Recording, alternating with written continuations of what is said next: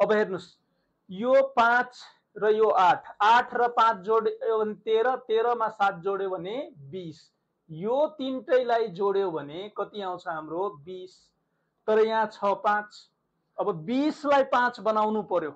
अब यही भित्रबाट हामी 5 बनाउन सक्दैनौं। अब 20 लाई 5 बनाउनु पर्यो भने आफ्नो तर्फबाट केही एफर्ट लगाउँछौं, हामी आफ्नो तर्फबाट केही त्यहाँ क्याल्कुलेसन गर्छौं, म्याथमेटिकल अपरेसन गर्छौं। 20 लाई 5 बनाउनको लागि के गर्नु पर्यो, 4 ले डिभाइड गर्नु पर्यो। यो 20 लाई 4 ले डिभाइड गर्दाखेरि 5 आउँछ। यसरी 5 ल्याएछ खासमा।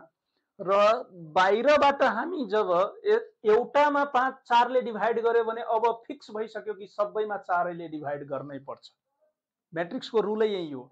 जब यही भित्रबाट हामी 5 बनाउन सकेनौं भने बाहिरबाट यदि 4 ले डिभाइड गरिरहेछौं भने हरेकमा फेरि अब 4 ले डिभाइड गर्नु पर्यो जोडेर।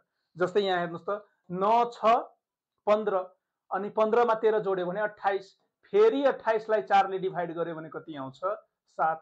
यो तीनटालाई जोडेर 4 ले डिभाइड गरेछ। यो 10 7 17, 17 मा 19 जोड्यो भने 36, 36 लाई 4 ले डिभाइड गर्यो भने कति आउँछ 9। भने हाम्रो एन्सर के हुन्छ भन्नुस् त, यसको एन्सर के हुन्छ, यसको 8 ल्याउनु छ। के लाई 4 ले भाग गर्दाखेरि 8 आउँछ 32, भने यहाँ तीनटाको जोड 32 आउनु पर्यो। त्यो हाम्रो म्याट्रिक्सको डिमान्ड हो। यहाँबाट यो तीनटैको जोड 32 आउनु पर्यो, जसमा दुईटा अंक हामीलाई थाहा छ 9 8 17।